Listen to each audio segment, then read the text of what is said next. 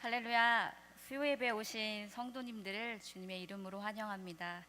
이 자리에 서니 무척 떨리는 마음입니다.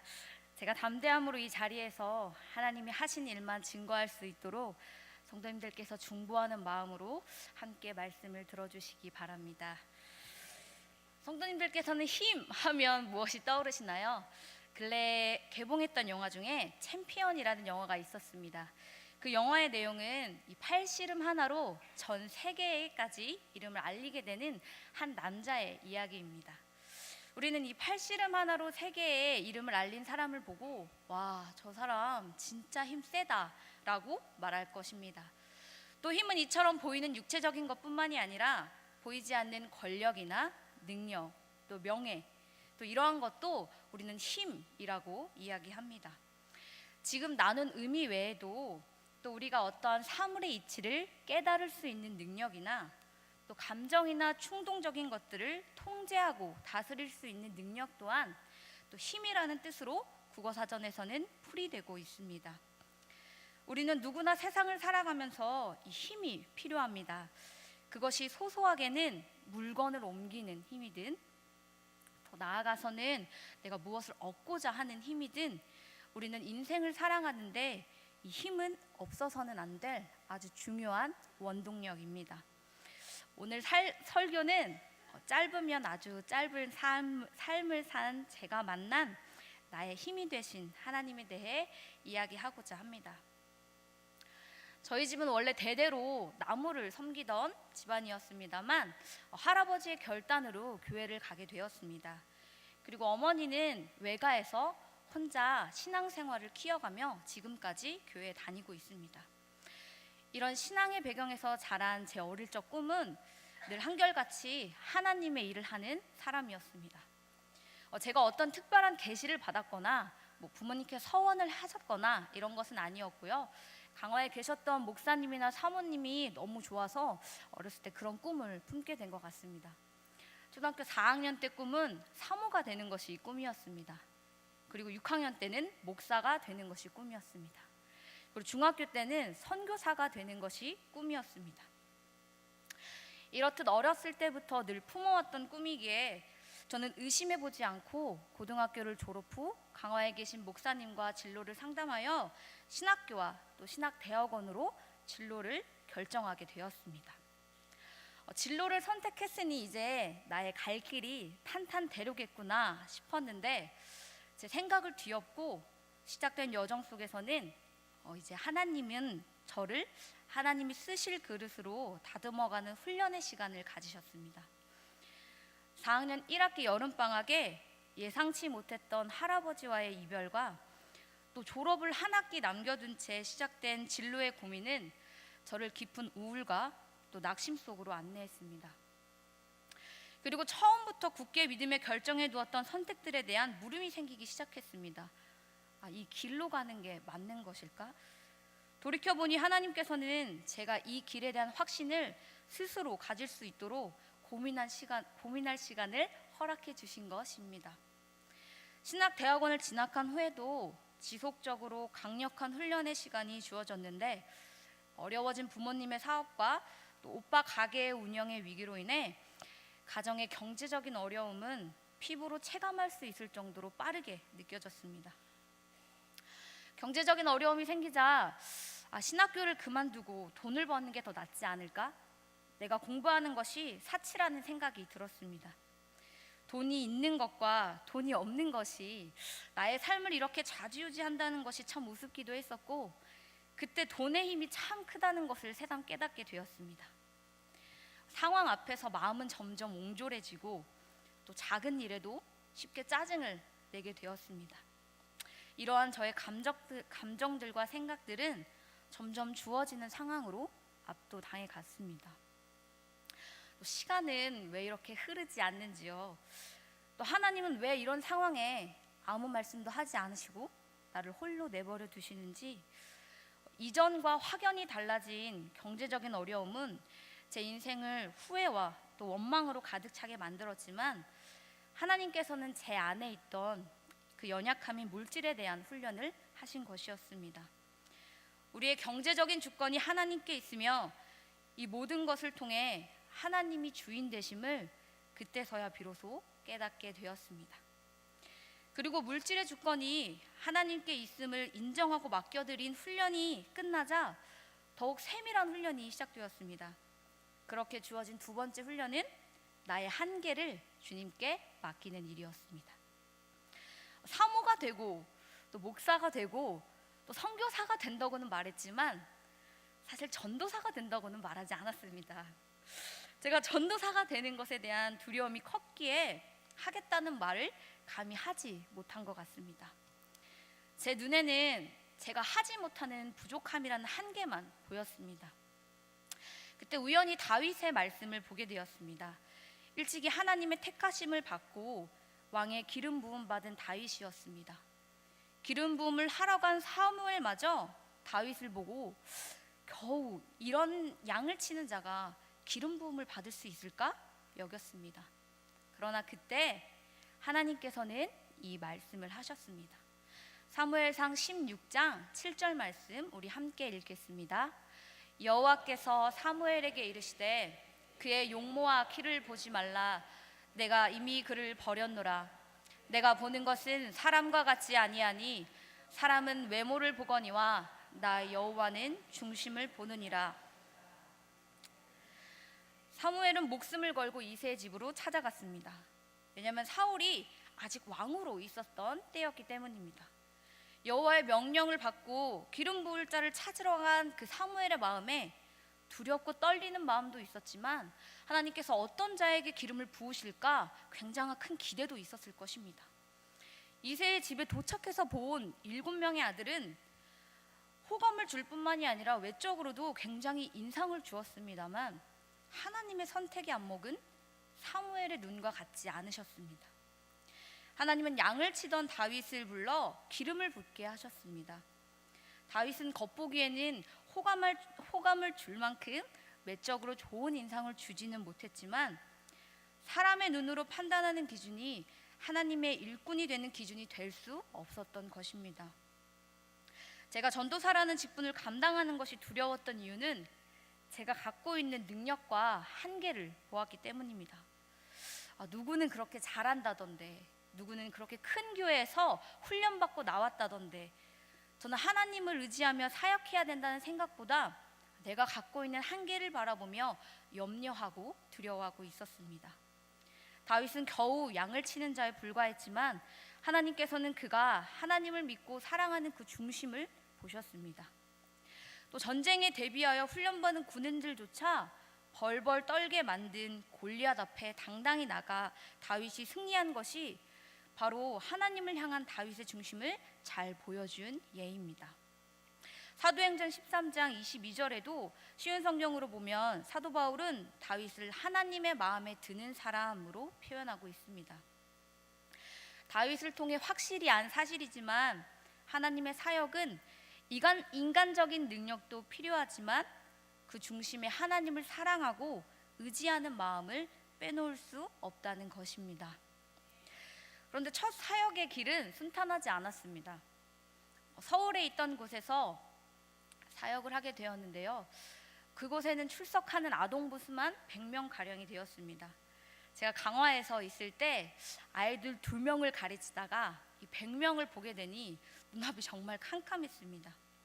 이 아이들을 어떻게 신앙적으로 잘 책임져야 하는가라는 이런 부담감도 저를 두렵게 만들었습니다. 또한 20명이나 되시는 선생님들과 함께 호흡을 맞춰 나가는 것 또한 또 넉넉하지 않았습니다. 또 부서의 행사는 어찌 그렇게 많은지, 또 달란트 잔치도 있고 또 여름 행사를 계획하는 그 모든 것들이 다 처음 겪어보는 일이기에 어려움 또한 많았습니다. 우리 함께 시편 18편 2절 말씀을 읽어보겠습니다.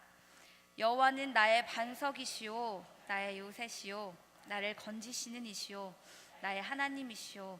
내가 그 안에 피할 나의 바위시오, 나의 방패시오, 나의 구원의 뿌리시오, 나의 산성이시로다. 그러나 하나님은 그곳에서 제가 회의 때마다 그리고 준비할 때마다 저와 함께 계심을 보여주셨고 제 능력 이상으로 해낼 수 있도록 도와주셨습니다.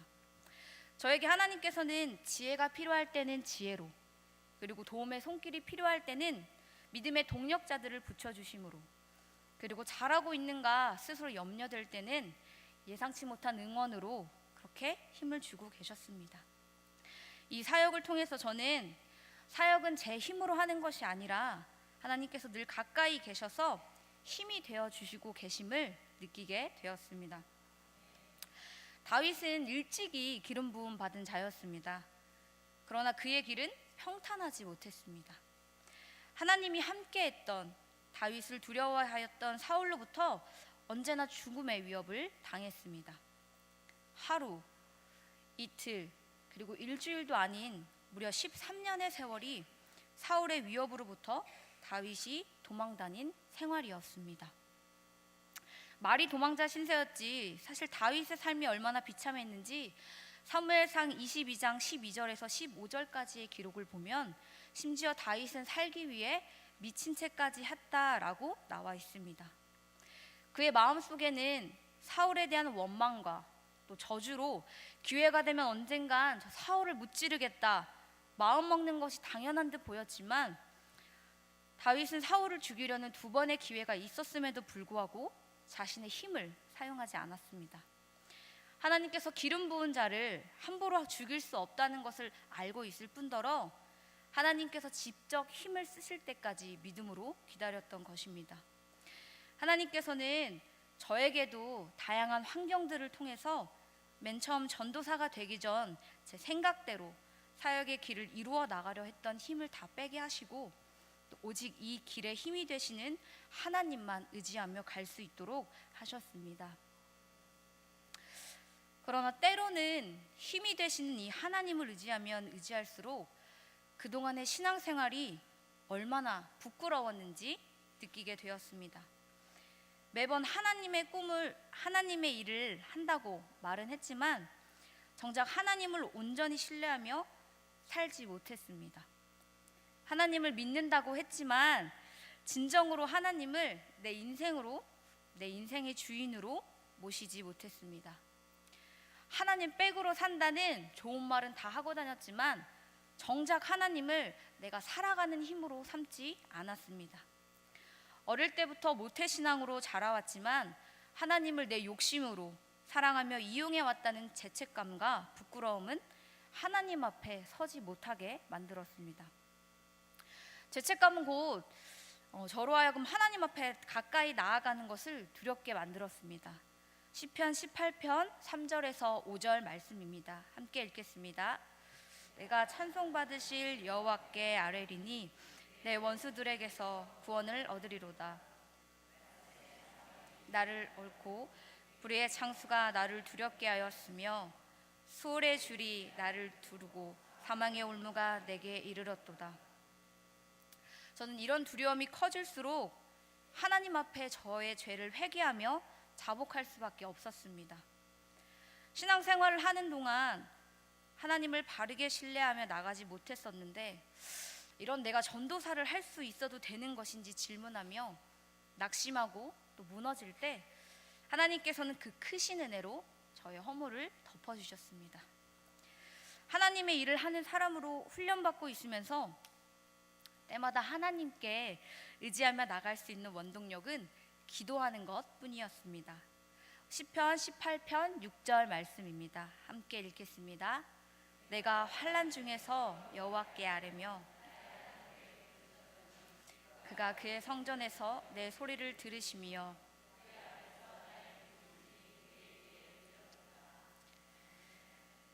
다윗을 죽이기로 마음먹었던 사울은 미친 사람처럼 다윗을 찾아다녔습니다.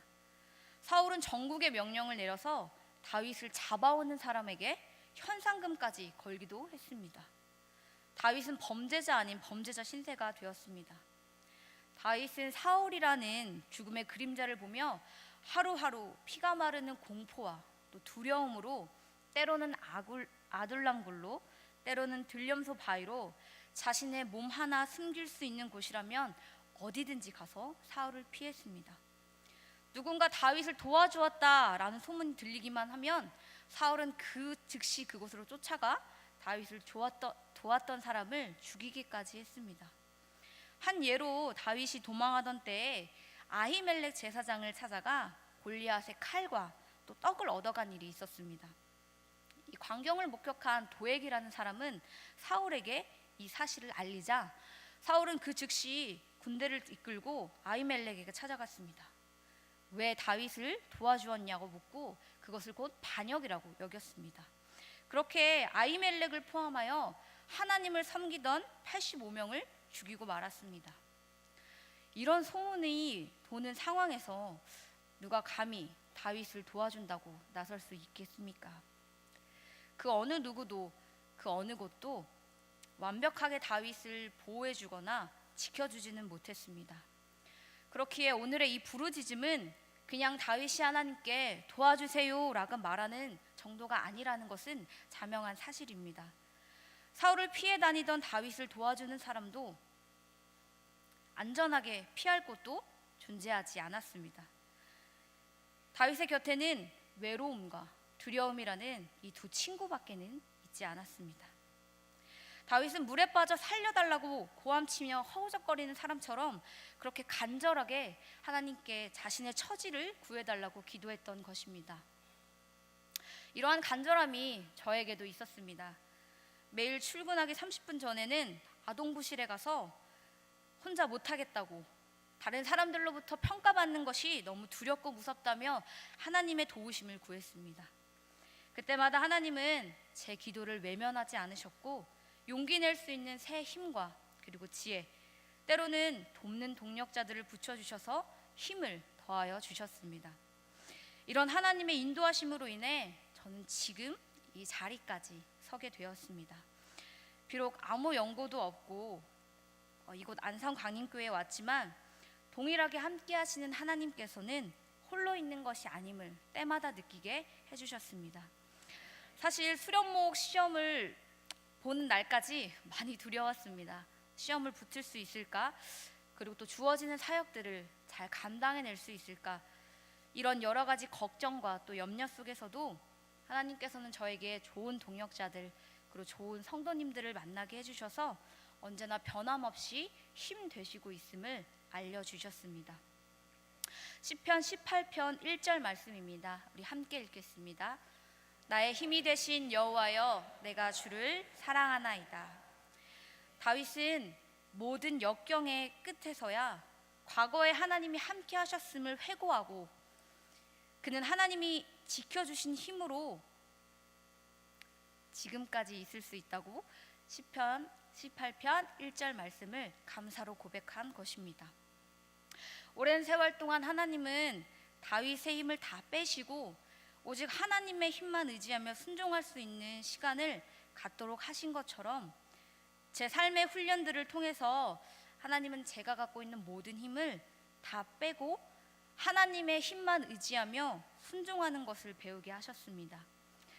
지금의 하나님이 인도하신 발자취를 돌아볼 때 저에게 지나간 일들을 다시 되돌아볼 때 비로소 하나님이 얼마나 큰 힘이 되어주셨는지 그리고 앞으로 삶 가운데 얼마나 큰 힘으로 되어주실지 경험하게 되었고 나의 힘이신 여호와여 내가 주를 사랑하나이다 라는 시편의 18편 1절의 다윗의 고백은 살아있는 하나님을 생생하게 만난 저의 고백이 되었습니다. 저는 이런 하나님의 끝없는 은혜 속에서 지금 사역을 하고 있습니다. 때때로 사역의 현장 가운데서 이전에 했던 경험과 또 누군가의 조언으로 제 스스로의 힘을 발휘하려고 하지만 그때마다 하나님은 제 힘을 꺾으시고 하나님께 순종하며 나갈 수 없도록 만들어 주십니다. 저는 앞으로 사역을 해가는 이 길에서 부족한 저를 통해 언제 어디서나 힘이 되시는 하나님을 생생하게 전하는 복음의 증인으로 세워갈 수 있기를 소망합니다. 함께 기도하겠습니다.